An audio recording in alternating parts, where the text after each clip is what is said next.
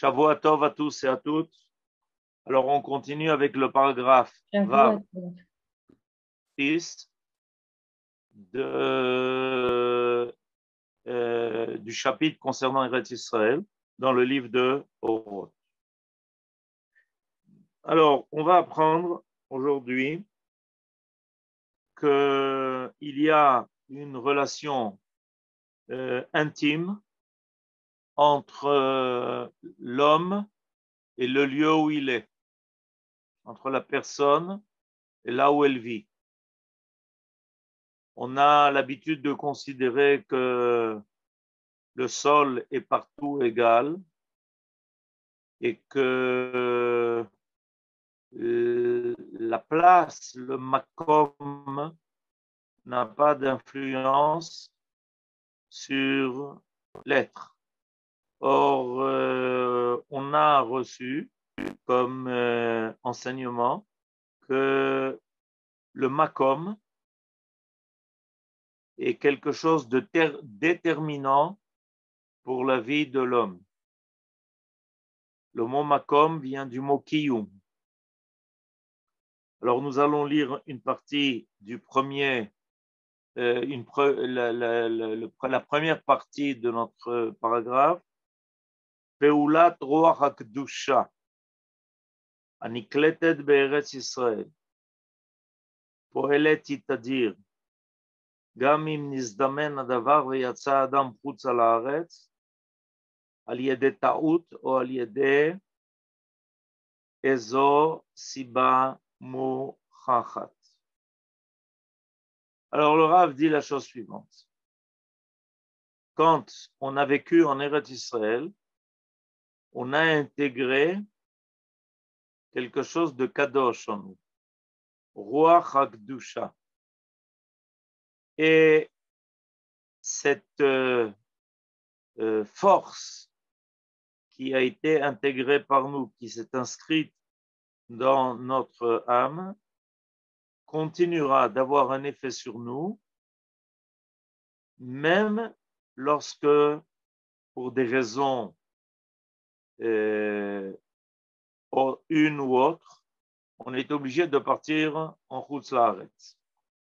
Aussi bien quand ça a été fait par erreur que quand ça a été fait pour une raison qui était nécessaire. Alors là, le Rav nous révèle quelque chose. C'est que notre être est sensible au lieu où nous vivons, au lieu où nous nous trouvons. Et quand on vit en Eretz Israël, on intègre en nous quelque chose qui est particulier à cette terre-là. Il y a un rochem, il y a un effet qui se fait sur notre être. Et cela va nous accompagner là où on va. On continue d'être relié au plus profond de notre être par ce que nous avons intégré alors que nous vivions en Eretz Israël. Au niveau collectif, ça se manifeste de façon évidente.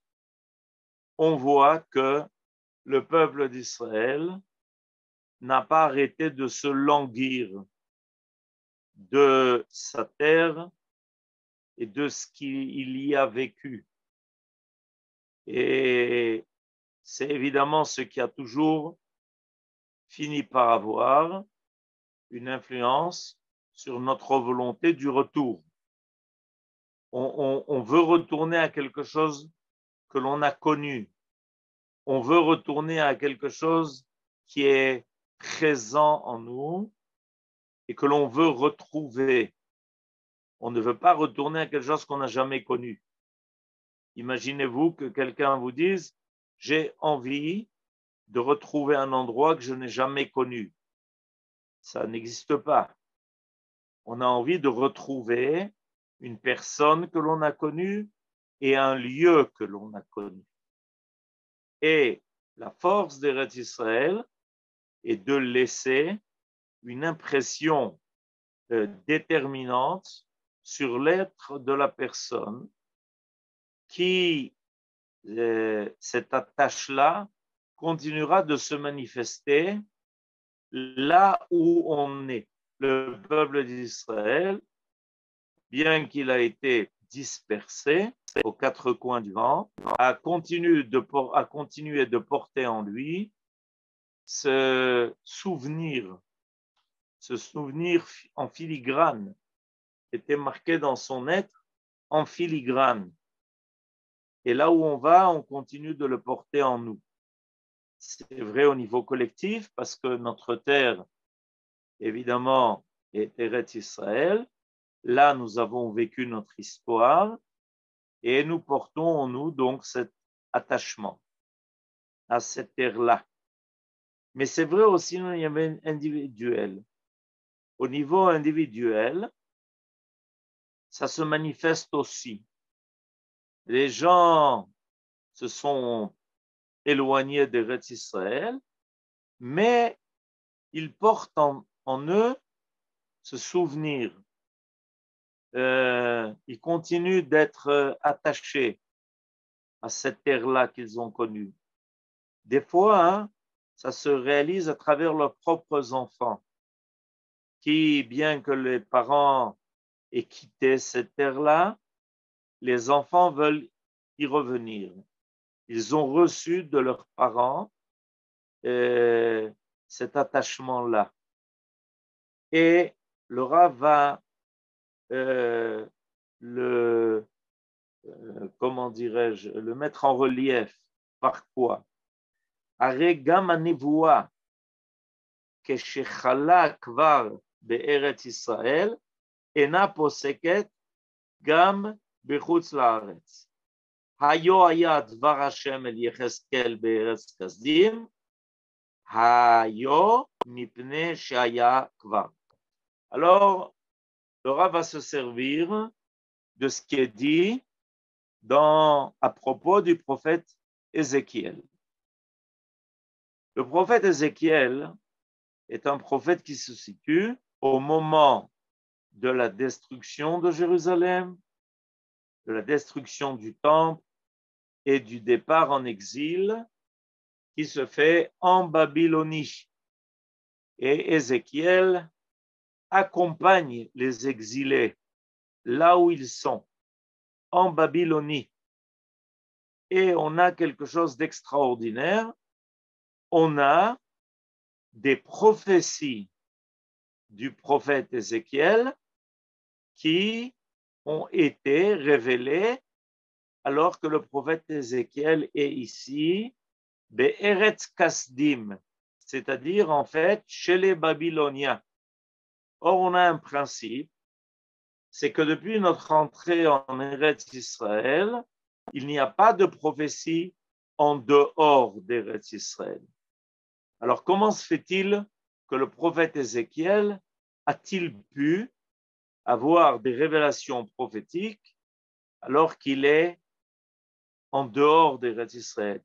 Il est en Babylonie. Alors, la réponse qui a été donnée par nos sages, c'est que parce que le prophète Ézéchiel a commencé sa prophétie en Eretz Israël, sa prophétie s'est prolongée même lorsqu'il était en dehors d'Eretz Israël. C'est-à-dire que, par son âme, le prophète Ézéchiel continue d'être rattaché à Eretz Israël. Et par son âme, il capte ces messages divins qui, en général, ne sont faits et n'apparaissent qu'en Eretz Israël. Il y a une espèce de tunnel qui relie le prophète Ézéchiel là où il se trouve, en dehors d'Eretz Israël, en Babylonie, jusqu'à la terre d'Eretz Israël, qui est la terre de la prophétie. On vient d'avoir cette preuve, la preuve de ce phénomène dont nous a parlé le Rav plus haut. Ce phénomène qui est qu'une fois qu'on a intégré cette valeur qui s'appelle Eretz Israël, on ne peut plus, on ne s'en sépare plus, même si on est parti loin de cela. Vous entendez, par exemple, à propos de Naomi, dans la Megillat Ruth. Dans la Megillat Ruth, vous savez que Naomi est partie au pays de Moab avec son mari Elimelech et ses deux enfants, Machlon et Kilion. Son départ à elle a été un départ forcé. Naomi n'a pas voulu partir d'Eretz Israël. Elle voulait rester en Eretz Israël. Seulement, elle a été obligée de suivre son mari. Et donc, elle est partie au pays de Moab. Finalement, on sait le sort triste qui lui est arrivé, puisque son mari, Elimelech, va mourir. Ses deux enfants, Machlon et Kilion, vont aussi mourir, punis d'avoir quitté Eretz Israël. Et alors, voilà que Naomi revient de Moab en Eretz Israël. Et qu'est-ce qu'il est marqué? Vatelechna shteem ad boana Betlechem, vayike boana Betlechem, vatehom kol ha'ir aleen. Alors, il est marqué ici qu'elles ont quitté, Naomi et Ruth, sa bru, sa belle-fille. Elles ont quitté toutes les deux le pays de Moab jusqu'à qu'elles soient arrivées à Bethléem. Et voilà qu'en entrant à Bethléem, tout d'un coup, on s'aperçoit que Naomi revient et c'est évidemment une grande rumeur qui court dans les rues de Bethléem. Comment se fait-il que Naomi revient à Bethléem? Parce qu'elle est partie de là. Naomi a toujours été attachée à la ville d'où elle est partie. Elle est attirée lors de son retour par le lieu où elle a vécu. Elle est profondément liée à ce lieu qui s'appelle Bethléem. Elle, dans son cœur, elle ne l'a jamais quitté. Même lorsqu'elle était dans le pays de Moab, elle se voyait dans les plaines de Bethléem. Et vous comprenez pourquoi finalement notre retour après 2000 ans, on est revenu en Eretz Israël après 2000 ans. On aurait pu évidemment se sentir étranger ici. Pendant 2000 ans, on a quitté la terre d'Eretz Israël. Pendant 2000 ans, on a vagabondé dans le monde entier. Pendant 2000 ans, on a connu d'autres pays, d'autres terres, d'autres peuples, d'autres civilisations. Et voilà que notre retour en Eretz Israël nous fait retrouver ce que nous avions quitté, comme si ça s'était passé hier seulement. On n'a pas eu du tout de mal quand quelqu'un va dans un pays qui lui est étranger, il doit évidemment s'habituer. Il doit s'habituer à tout, parce que tout lui est étranger. Quand le peuple d'Israël revient sur sa terre, le temps de réadaptation est très bref, parce que le peuple d'Israël porte en lui ce sentiment d'attache. Il va retrouver Bethléem comme s'il ne l'avait jamais quitté. Il va retrouver Yerushalayim comme s'il ne l'avait jamais quitté. Il va retrouver Shrem, il va retrouver Hebron, il va retrouver ce qui, en fait, profondément en lui était ancré et qu'il n'avait jamais abandonné. Le retour est facile. Très rapidement, on se réhabitue à nos paysages, on se réhabitue à notre toile de fond qui est Eretz Israël, parce que nous portions en nous cette image d'Eretz Israël. Alors voilà ce qui est arrivé avec le prophète Yecheskel. Et le Rav dit que lorsque on va arriver en Chutz La'aretz, on va voir, alors que quand on a déjà vécu en Eretz Israël, quand on va arriver en Chutz La'aretz, on va avoir une vie qui est tout à fait différente de celle de ceux qui y habitent là-bas. Il y a quelque chose de particulier en nous. Et je lis la phrase suivante dans le chapitre, dans le paragraphe Vav. Rav, Ken? est-ce que je pouvais interrompre avec une question? Oui, bien sûr. Est-ce qu'on peut comparer ça? Alors, oui, je ne parle pas au degré de la prophétie, mais j'aimerais dire à des degrés beaucoup plus petits, c'est-à-dire au niveau du Gilouï de la Torah, des dévoilements de Torah, des Chidouché Torah, ou je ne sais pas moi, des compréhensions profondes de la Torah qu'il y aurait en Israël par rapport au Slaretz. Et je pense notamment à l'exemple, il me semble, de Rabbi Nachman, il me semble qu'il va dire son grand Chidouche, il a découvert après qu'il est venu en Israël. Et je pense aussi au Rav Kook lui-même, qui à la Première Guerre mondiale, il est resté coincé en Suisse, etc. Mais c'est après qu'il avait été en Israël, et donc là-bas, on dit qu'il a écrit Resh Milin, etc., etc. Est-ce que donc c'est la même idée qui se... C'est exactement la même idée. C'est vrai.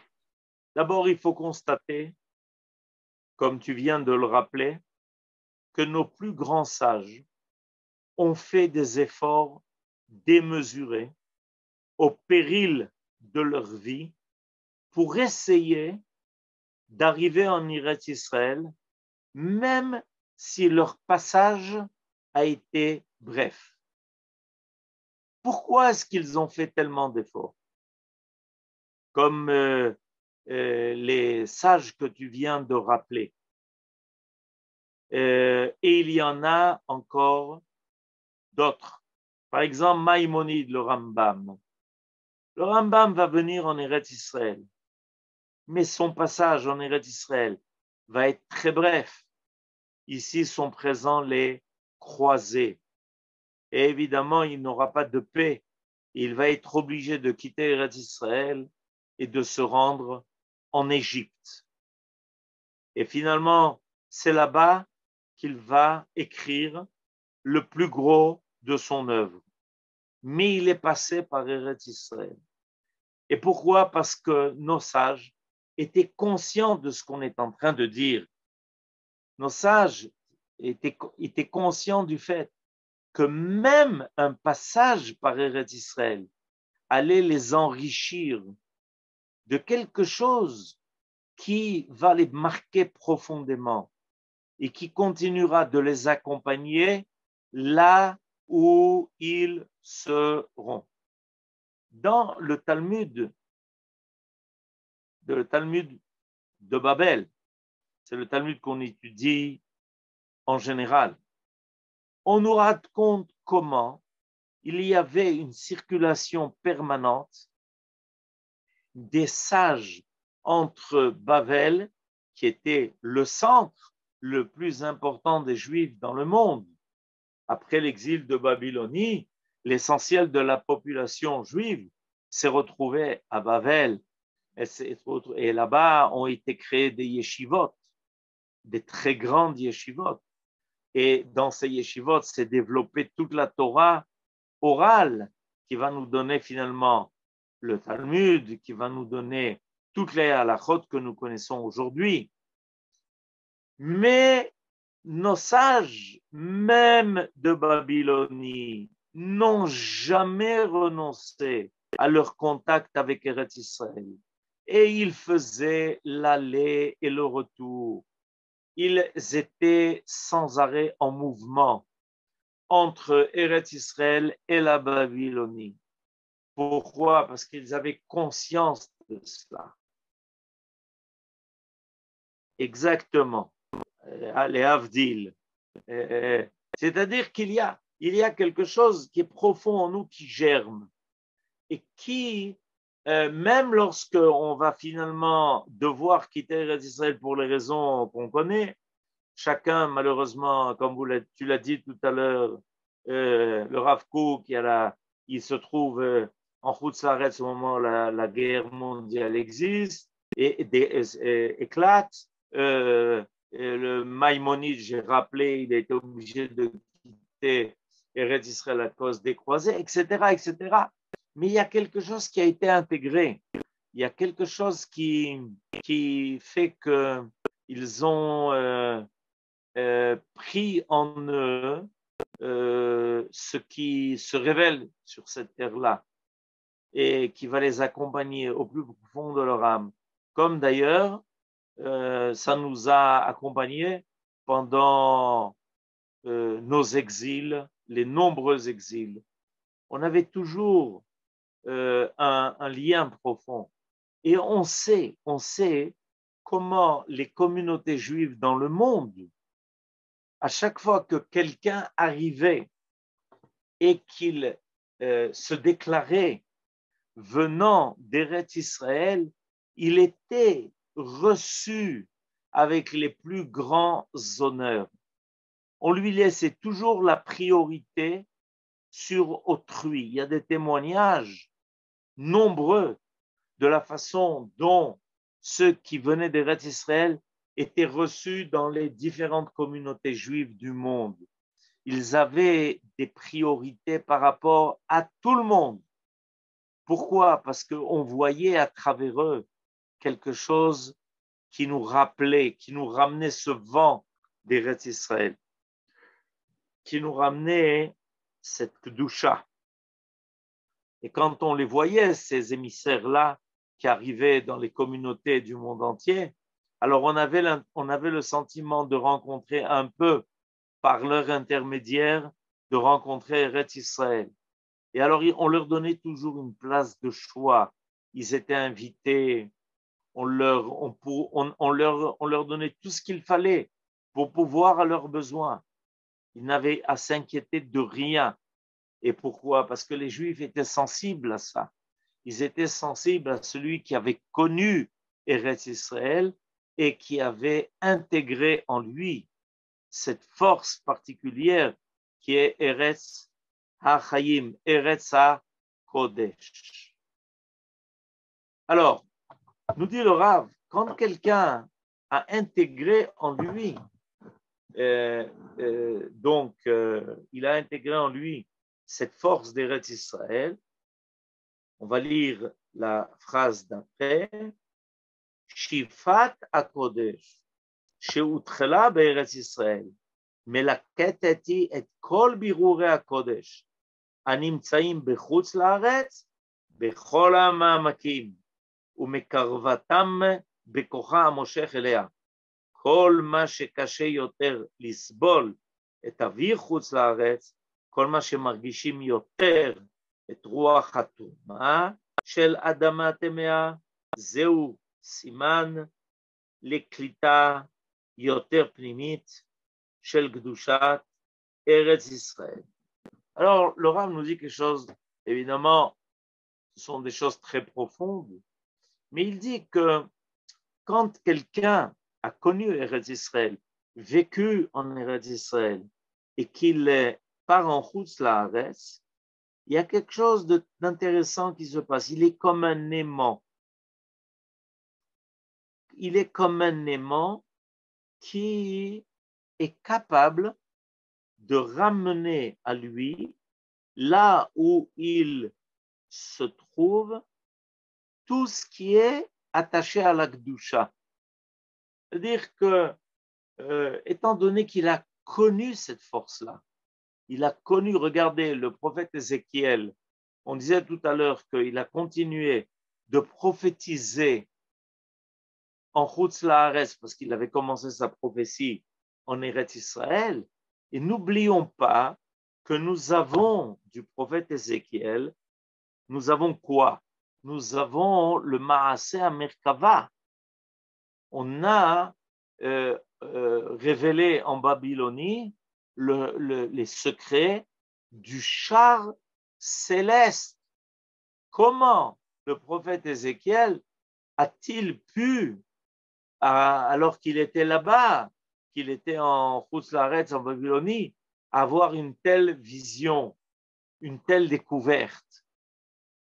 Parce que une fois qu'il est là où il a une force d'attirance à lui de tout ce qui est kadosh et qui peut-être se promène et attend que quelqu'un le ramène à lui. Voilà ce que fait le prophète Ézéchiel pendant qu'il est là-bas en Babylonie. Et ça l'amène à quoi? Ça l'amène à voir la vision du char céleste, du Maaseh Merkava, qui est peut-être, qui contient peut-être les plus grands secrets de la Torah qu'on puisse imaginer. Intéressant, ça s'est passé où? Alors qu'il est en exil en Babylonie. Et ça, nous disent nos sages, c'est parce qu'il avait commencé son processus de prophétie alors qu'il était en Eretz Israël. C'est important de le savoir. On peut continuer à se développer, on peut continuer à avoir des choses extraordinaires qui vont se passer même quand on est là-bas, si on a déjà intégré en nous, comme notre ancêtre Yaakov. Notre ancêtre Yaakov a vécu longtemps en Eretz Israël. Il est obligé de partir à cause de son frère Esav. Et il va aller chez Lavan. Et il va en lui se retrouver, il va rencontrer à nouveau Esav. Et on aurait pu avoir des craintes. Comment Yaakov, qui a passé plus de 20 ans chez Lavan, comment on va le retrouver? Dans quel état? Eh bien, il n'a pas changé. Yaakov est resté le même. Ce qu'il a intégré ici, en Eretz Israël, il ne l'a pas perdu même en allant chez Lavan. Ce qu'il a intégré en Eretz Israël, Esav ne va pas arriver à l'en démunir. C'est quelque chose qui est profond en lui, qui fait partie de son âme et qu'il transporte là où il est. Voilà ce que nous dit le Rav. Alors, on continue. On est au verset, on est à la ligne d'après. כל מה שמרגישים יותר את רוח הטומאה של אדמה טמאה, זהו סימן לקריאה יותר פנימית, לקליטה יותר פנימית של קדושת ארץ ישראל. Alors, nous dit le Rav, comment on peut vérifier? Comment on peut vérifier? Comment on peut constater que, en fait, on est attaché à Eretz Israël, qu'on porte en nous le cachet d'Eretz Israël? Ben, c'est le sentiment quand on est en dehors d'Eretz Israël d'être étranger. Le fait d'être le sentiment d'être étranger. On peut agir, on peut évidemment continuer à avoir des activités, mais on est comme si on était déposé dans un aquarium qui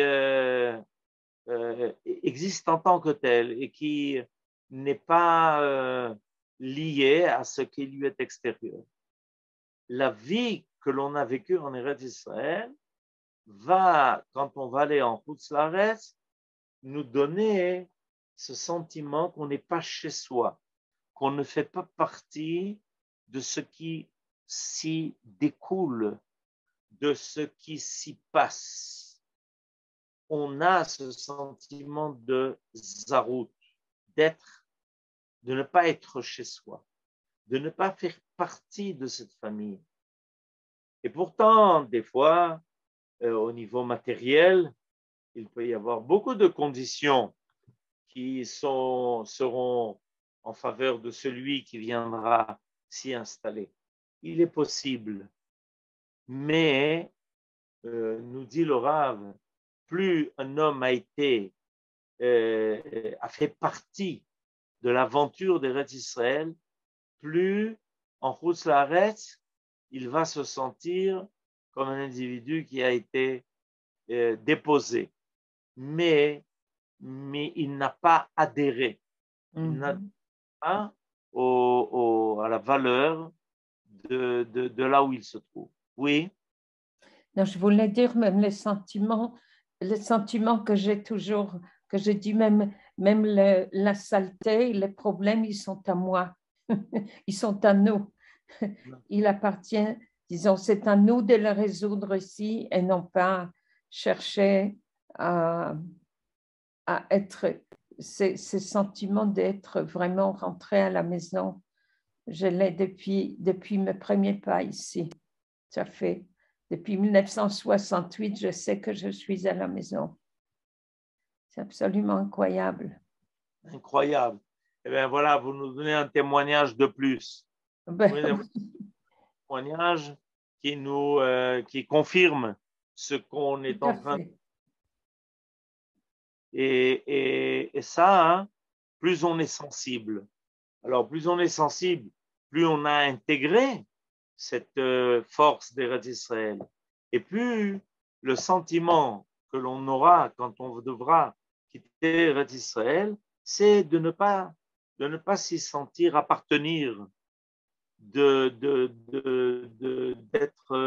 comme quelqu'un qui est étranger. Tu vois ce que dit le Rav.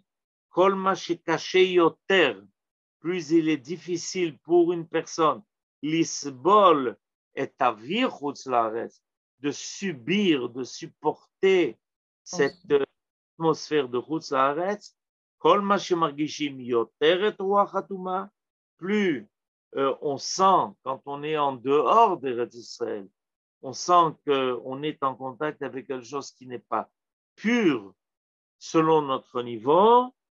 Zeu siman leklita yoter pnimit shel kedushat Eretz Israël. Voilà, on reçoit par là la confirmation qu'on n'appartient pas. On n'appartient pas à cela.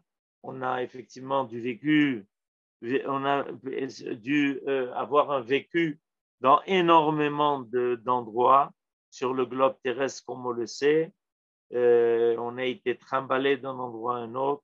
Là où on croyait qu'en fait on est arrivé à bon port, on a pu constater que c'était faux. Et maintenant, avec notre retour en Eretz Israël, on retrouve quelque chose qui nous est connu. Et ça, c'est important de le voir. Comment les gens qui, pendant des générations et des générations, n'étaient pas là, ils n'étaient pas présents, voilà que tout de suite, avec leur retour en Eretz Israël, ils se chantent comme chez eux. Ça ressemble à quelqu'un qui étudie la Torah. Et il étudie la Torah, et quand il étudie la Torah, il a le sentiment que ce n'est pas quelque chose qui lui est étranger. Ce n'est pas quelque chose qui lui est, qui n'est pas déjà en lui.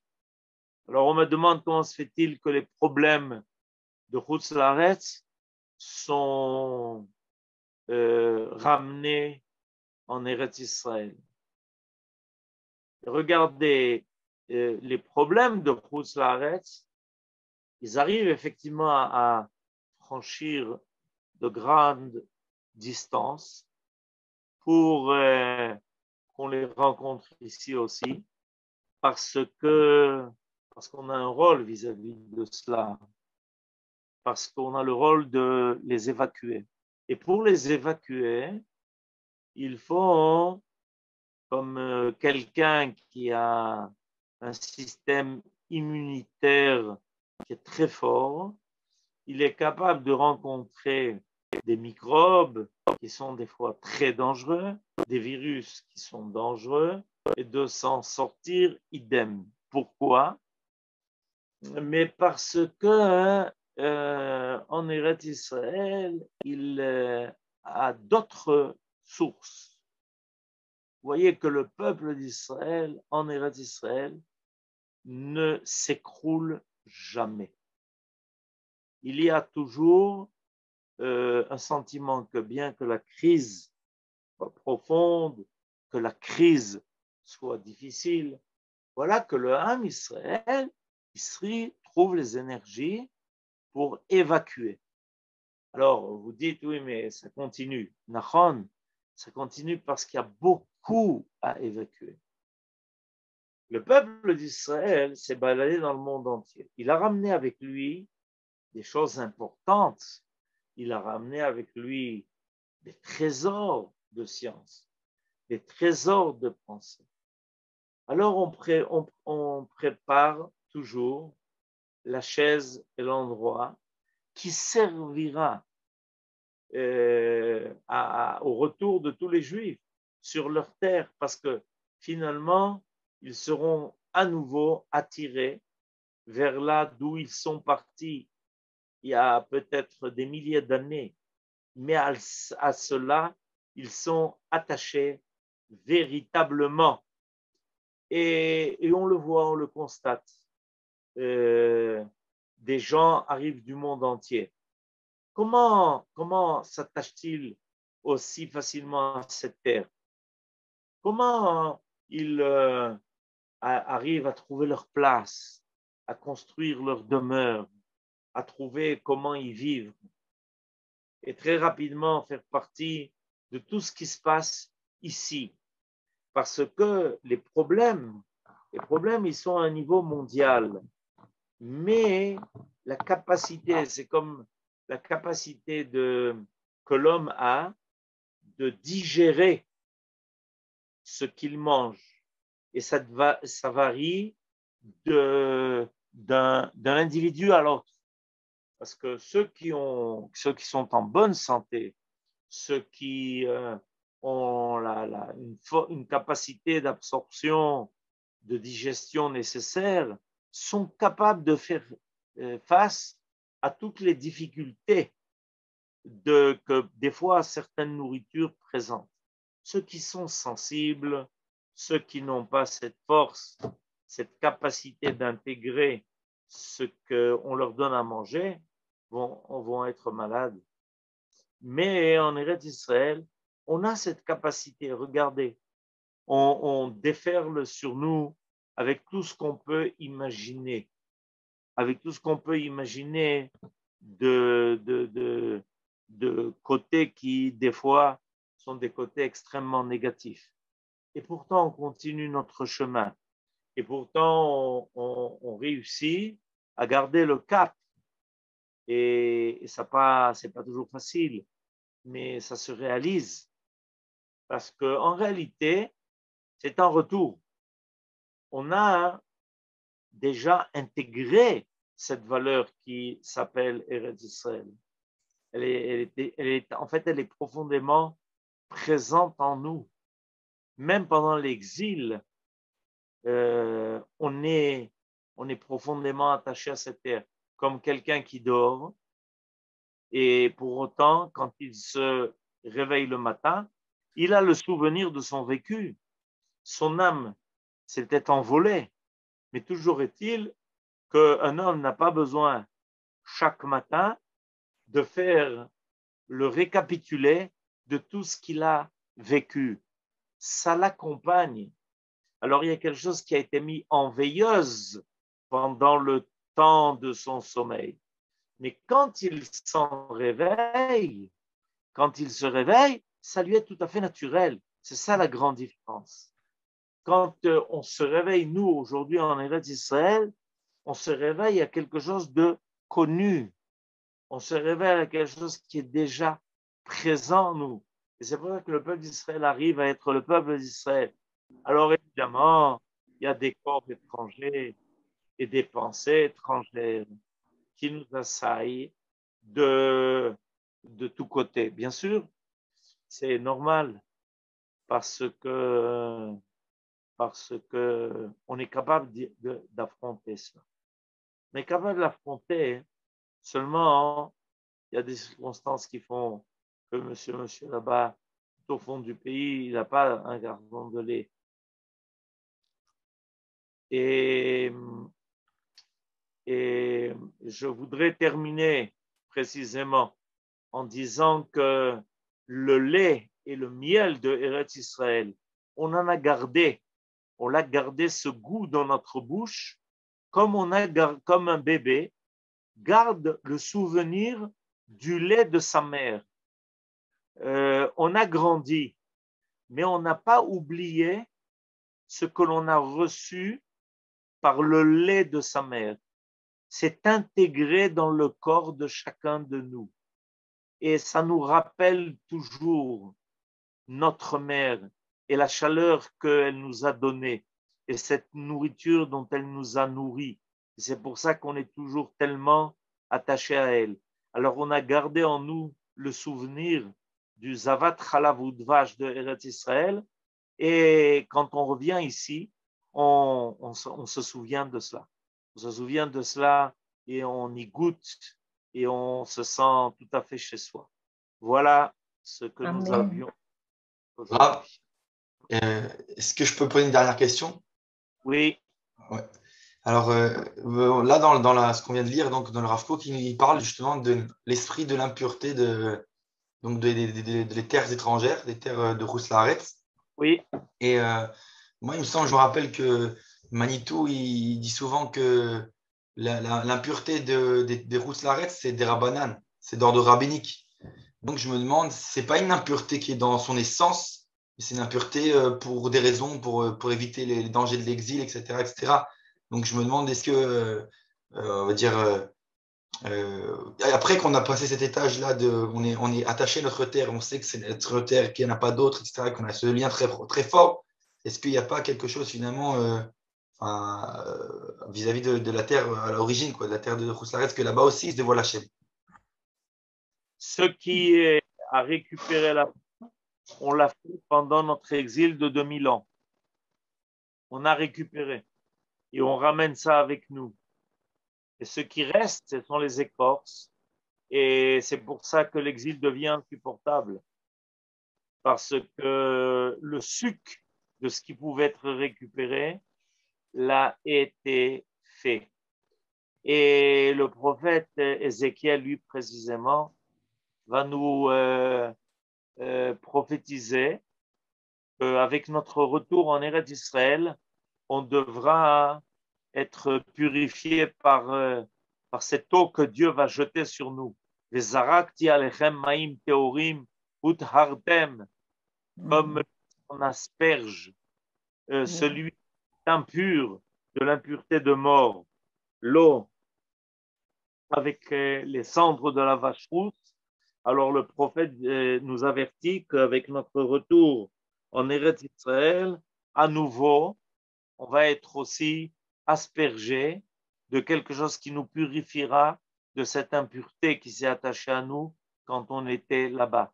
Ce que l'on a pu ramener, on l'a ramené. C'est pour ça qu'on revient avec tout notre trésor et toute notre Torah, même celle qui s'est révélée là-bas. Amen. Merci beaucoup. Et Toda Rabba Rav. Shavuot Tov.